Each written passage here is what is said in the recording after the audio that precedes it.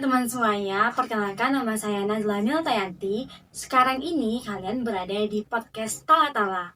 Nah, sekarang ini saya akan membahas tentang partisipasi masyarakat di Nagari Andaleh Barobuki. Nah, sekarang ini kita akan kedatangan tamu utama dan juga narasumber. Halo teman-teman semuanya, dan sekarang ini sudah ada datang bintang utama dan juga narasumber dan juga sebagai penanya. Silakan kepada narasumber dan penanya, silakan perkenalkan dirinya. Silakan narasumber. Baiklah, saya dikenalkan nama saya Mahfuda. Dan kepada penanya silakan. Perkenalkan nama saya Miranda. Oke, nah sekarang ini kan tadi kan kita membahas tentang partisipasi yang ada di Nagari Andaleh Barobuki. Nah, kan narasumber kan berada di Andaleh Barobuki ya? Betul. Oke, karena narasumber berasal dari Andaleh Barobuki. Nah, bisa nggak sih ceritakan apa sih itu partisipasi masyarakat? Nah, bagaimana pola yang ada di masyarakat tersebut yang ada di Andaleh Barobuki? Baik, sedikit cerita di kampung halaman saya yaitu Nagari Andaleh Bukit. Itu partisipasi masyarakat yang saya lihat memang cukup memadai. Namun ada satu kejadian yang saya lihat itu saat ada sebuah wisatawan air terjun di kampung saya. Terus saat ada para pemuda yang membersihkan dan melestarikan air terjun tersebut. Namun pemerintah di Wali Nagari belum mengizinkan agar wisata air terjun tersebut untuk dikunjungi oleh wisatawan dari luar. Alasannya karena kan waktu itu musimnya cuacanya lagi ekstrim burung. Jadi ada kasus waktu itu seorang anak SD yang tertimpa batu karena cuaca tersebut. Jadi mungkin itu alasan dari pemerintah yang tidak mengizinkan wisata air terjun tersebut dibudidayakan untuk warga luar. Nah, sekarang kan narasumber sudah menjelaskan kan tadi terkait tentang wisatawan gitu kan. Tapi pernah nggak narasumber melihat bagaimana partisipasi masyarakat tersebut? Apakah itu dia kurang memadai, atau mereka itu kurang dalam berpartisipasi, atau mereka itu jika ada kendala-kendala seperti itu mereka excited gitu? Gimana menurut Afda? Kalau partisipasi masyarakat itu sangat kuat karena yang saya bilang tadi itu ada para pemuda yang membersihkan kawasan air terjun tersebut supaya layak untuk dikunjungi oleh para wisatawan. Dan juga untuk para masyarakat tentu sangat excited karena di kampung mereka itu ada wisatawan dan banyak pengunjung yang datang ke situ. Mungkin yang tidak ada partisipasinya mungkin dari pemerintahnya karena tidak diizinkan wisata tersebut dibuka untuk masyarakat luar. Izin bertanya, Afdah, apakah pemuda itu berpartisipasi aktif dalam berbuat wisata tersebut?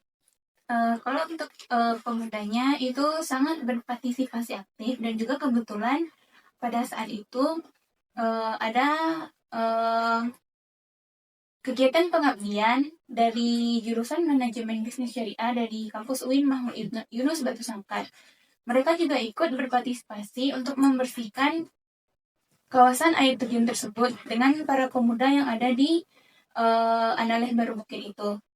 Jadi saat wisata tersebut itu sudah bisa digunakan oleh wisatawan, namun itu tadi ternyata tidak diizinkan dibuka oleh pemerintah daerah. Kan alasannya tidak diizinkan tadi karena ada kecelakaan anak SD tadi kan? Ya, dan juga cuacanya juga sedang tidak mendukung untuk berkunjung ke wisata air terjunnya. Apakah wisata tersebut masih dibuka saat ini, Abda? Wisata tersebut masih buka, tapi tidak resmi karena belum dapat izin dari pemerintah. Jadi mungkin yang hanya bisa berkunjung ke air terjun tersebut adalah orang dari kampung Andaleh Barobuki itu saja.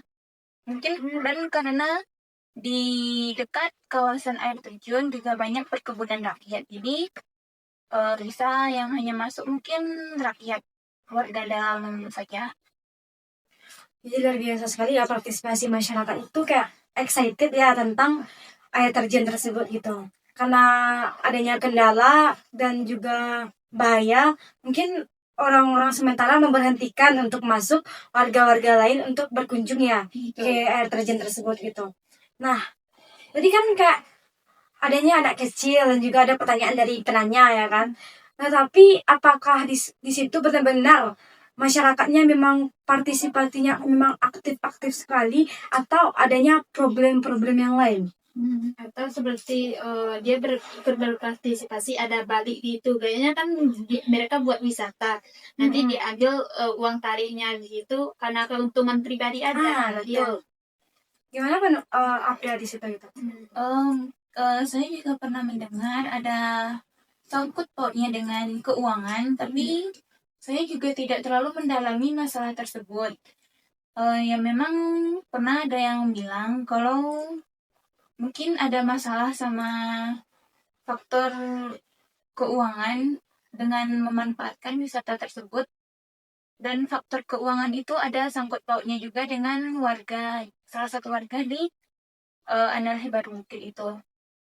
Dan mungkin faktor keuangan itu bukan menjadi alasan yang utama. Menurut saya, bukan menjadi alasan yang utama. Dan mengenai partisipasi masyarakat lain, karena tempatnya yang kurang aman dan mungkin mengandung unsur-unsur mistis. Karena itu ada yang lebih mengenal tempat itu kan para orang tua. Jadi orang tua itu kan banyak yang percaya, konon ceritanya kan banyak yang percaya hal-hal mistis di tempat itu. Jadi mungkin ada sedikit partisipasi masyarakat yang kurangnya karena hal itu demi keamanan Islam. Nah, kan tadi kan kata Abdana ada tuh tentang yang ada partisipasi masyarakatnya itu excited ya di tempat wisata tersebut kan. Adanya masalah karena si bapak ini kan. Tapi saya nih mau bertanya nih kepada Abda nih. Nah, kan sekarang ini nih, kan Abda itu seorang mahasiswa ya? Semester berapa ya sekarang? Semester 3. Semester 3. Nah, Abda itu dari jurusan pengembangan masyarakat Islam kan? Betul. Oke. Nah, Abda ini sebagai apa ya di kampung halamannya? Sebagai pemuda juga, sebagai remaja masjid juga. Kan sebagai remaja masjid. Nah, perlu kita ketahui bahwasanya tadi ada Abda bilang bahwasanya pemuda ataupun remaja ataupun masyarakat yang ada di Andaleh Baru Bukit itu excited kan tentang tentang yang ada di wisata tersebut. Nah, sekarang kita ulas yang lain lagi gitu.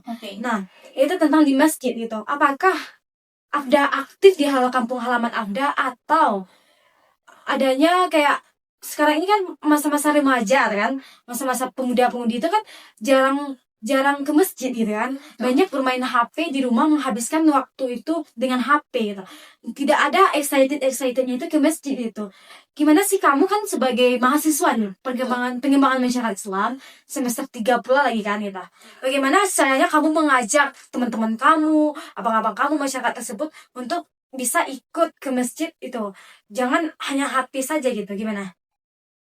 Baik, kalau partisipasi atau keaktifan saya di masjid sebagai remaja masjid itu dulu sangat aktif, apalagi saat menyambut bulan Ramadan, seperti membersihkan masjid untuk sholat tarawih dan menyambut malam Nuzul Quran, ya kan? Jadi saat itu masyarakat dan para pemuda cukup excited untuk datang ke masjid daripada di rumah saja untuk mengikuti perlombaan dan juga untuk mengisi ceramah di masjid.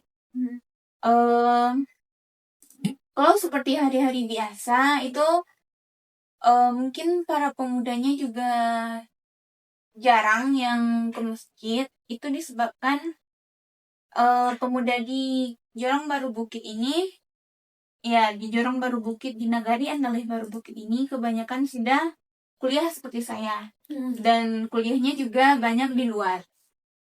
Dan satu lagi, jika mereka tidak bisa untuk mengerjakan ibadah di rumah, apalagi untuk mendorong mereka ke masjid. Dulu pernah ada kegiatan seperti tabligh akbar, dan itu juga dikhususkan untuk para remaja yang ada di kampung halaman saya tersebut, dan alhamdulillah masyarakat remaja dan juga pemuda itu juga cukup excited untuk datang ke tabligh akbar tersebut, karena topik pembahasannya juga cukup menarik dan juga pematerinya juga cukup menarik. Namun untuk mengajak para pemuda itu datang ke masjid secara dari hati mereka tanpa dorongan, itu kalau saya sebagai mahasiswa pemberdayaan masyarakat, cara saya untuk mengajak mereka itu dengan cara yang membuat acara yang menarik atau kegiatan yang menarik yang bersifat islami. Jadi daripada menghabiskan waktu di rumah bermain gadget, lebih baik untuk mengikuti acara tersebut. Namun acaranya itu harus bersifat yang menarik, bukan yang kayak kalau para pemuda ini, mohon maaf berkata, itu seperti kajian itu kan mereka cepat mengantuk atau bosan. Itu larinya ke gadget lagi. Kan seharusnya pemuda di anak kecil di sana tuh emang harus diajarkan dari orang tuanya tuh. Emang kan kita kalau di Minang tuh anak laki-laki tuh emang ya laki-laki di surau, tinggalnya tidurnya tuh di surau. Karena terbiasa di surau akhirnya memiliki nilai moral itu, mereka udah terbiasa di surau, akhirnya memiliki partisipasi di masyarakat itu mereka udah terbiasa tuh saling menolong. Karena kalau orang tua tidak menanamkan itu, lebih mengutamakan, kan kebanyakan di sini orang tuanya, apalagi zaman sekarang nih orang tuanya lebih memiliki pegawai, pekerjaan orang tuanya pegawai, pasti kebanyakan dikasih HP gitu kan. HP untuk menenangkan, nangis sedikit, nah ini HP nonton gak itu kan. Akhirnya berdampak besok, udah terpengaruh nih anak-anak. Apalagi kita tengok-tengok kan banyak anak-anak tuh lebih terpengaruh sama HP, akhirnya kurang lagi partisipasi di mereka itu. Ketika ada acara di nagari, di tempat-tempat itu, pemuda di sana tuh lebih penting main HP, nggak mau keluar rumah. Oke, kalau soal para pemuda untuk menginap di surau, kalau untuk di surau itu kan TPA, tempat anak-anak mengaji. Jadi biasanya kalau sebelum mereka pulang itu kan ada daftar piketnya kan. Jadi ya yang membersihkan surau itu ya tugas para santri-santri gitu yang ditugaskan piket. Kalau untuk menginap di masjid itu kan ada garin. Kebetulan garin di sana itu adalah paman saya sendiri, dan bukan pemuda. Dan untuk apa para pemuda itu tidur di masjid kalau mereka punya rumah sendiri, benar kan? Bukan masalahnya gitu, Abdal. Kan kita ini orang Minang, ibu orang Minang tuh emang ya tanam anak pemuda itu emang tidurnya di surau, nggak ada istilahnya cowok tuh, laki-laki Minang tuh yang tidur di rumah pasti dia kebanyakan tidur di Minang. Pernah nggak pelajaran BAM kayak gitu? Iya, BAM itu pelajaran anak laki-laki itu emang tidurnya di masjid, jangan salah. Iya betul. Kalau untuk tidur di masjid pernah, cuman itu saat bulan Ramadan, kayak para pemuda itu tidur di masjid, habis itu dia bangun untuk membangunkan sahur, gitu. Jadi pas mereka tidur di masjid ya pas ada bulan Ramadan atau ada acara ya kayak misal kayak khatam Al-Quran gitu kan, acaranya itu sampai jam 1 malam. Jadi ya para pemuda itu ya membantu untuk membersihkan masjid sekalian ya, kalau kemalamannya kan harus tidur di situ. Dan seperti misalkan acara yang kayak tabligh akbar ya kemalaman, cuman ya kalau di hari-hari biasa ya kayak yang Mira bilang tadi, orang Minang kan cowoknya harus tidur di masjid. Eh, Gimana ya kalau misalnya pas hari-hari biasa ya para pemuda terutama remaja, yang saya bilang tadi remaja kalau hari biasa di kampung saya itu sangat minim karena mereka itu kan kuliah seperti saya juga, bekerja merantau, jadi pergi jauh. Sebenarnya pemuda di kampung Afda ini lebih banyak merantau daripada kuliah dan jarang menetap di rumah itu. Mereka kuliah cuma merantau, kuliahnya itu kayak di luar. Mungkin yang masih banyak itu ya kayak pemuda yang mereka masih bisa disebut pemuda tapi mereka sudah mempunyai keluarga gitu. Itu kan mereka juga punya tugas masing-masing. Jadi kalau di kampung saya itu kalau ada acara-acara tertentu ya yang membuat para pemuda itu pulang kampung, seperti ya bulan puasa itu kan libur kuliah, jadi kampung saya itu dipenuhi oleh remaja-remaja, itu bisa untuk berkontribusi di masjid atau menginap di masjid. Kalau di hari-hari biasanya itu ya itu tugas garin gitu untuk membersihkan masjid. Benar sih, kayak luar biasa sekali ya kayak di kampung Afda gitu kan. Dan ada juga pertanyaan Nanda tadi kan gitu kan. Jadi bahwasanya itu kan kata Mira kan kita sudah pernah belajar bahwasanya di BAM orang Minang itu memang laki-lakinya tidur di masjid gitu kan. Cuman kayak sekarang itu kan perkembangan zaman sekarang itu kan sudah semakin pesat kan. Dan juga kan iya, dan juga kayak kita tuh kan berbeda-beda wilayah kan. Pasti adatnya tuh pasti berbeda-beda kan. Adatnya berbeda-beda. Mungkin kita memang satu dalam kesatuan Minangkabau, tetapi kita tuh berbeda dengan adatnya saja gitu. Kita tidak bisa menyatukan memberikan kepada orang lain kenapa nggak gitu kan, tapi kenapa nggak gitu gitu kan. Pasti masyarakat tersebut kan udah excited juga kan gitu kan, ke masjid segala macam kan. Cuman yang kurangnya itu ketika mereka memberikan kajian gitu kan, kajiannya tuh terlalu membosankan gitu. Mungkin itulah yang ada di Nale Berhuki gitu kan gitu kan. Nah dan luar biasa juga ya sebagai penanya ya Niranda. Nah dan juga sebagai narasumber mau ada tuh Abda kan gitu. Dan juga bisa kita lihat bahwasanya sekarang ini kayak emang minimnya ya anak-anak sekarang ini tuh kayak di mana di masyarakat itu sekarang itu kan kayak banyak kan yang bekerja itu kan orang tua ya gitu. Kebanyakan pemuda itu lebih memilih merantau. Iya. Dia nggak mau kerja di kampus itu karena gengsi kerja petani lah, inilah segala macam. Nah, akhirnya mereka tuh merantau. Iya. Atau apakah pemuda di kampung Afda tuh gaya berbuat onar? Kebanyakan kan pemuda itu melakukan onar-onar, balap liar lah, atau mencuri atau segala macam. Gimana ya? Apakah ada di Kalau di orang kampung saya tidak, itu orang luar yang pernah mencuri di kampung saya. Iya, betul. Terus tindakan pemuda itu Iya gimana? Tindakan pemuda itu ya melapor dulu ke pihak yang berwajib untuk menangani kasus tersebut. Ya karena apa namanya itu kalau bukan hanya di kampung saya, mungkin semua kampung di perkampungan lah itu kan persaudaraannya itu cukup kuat. Jadi kalau ada satu warga yang terkena dampak atau pencurian, ya semua warga ya cukup berpartisipasi untuk membantu mereka untuk menyelesaikan masalah pencurian tersebut. Iya. Berarti kayak emang kampung Afda ini sekarang tuh kan agak lebih maju lagi ya gitu. Bisa dibilang begitu? Gitu ya. Oke. Tapi kan agak lebih maju kalau dibilang dengan kampung-kampung lain kan gitu. Kan kebanyakan kampung-kampung sekarang tuh kan kayak emang orang isi jadi remaja aja gitu kan.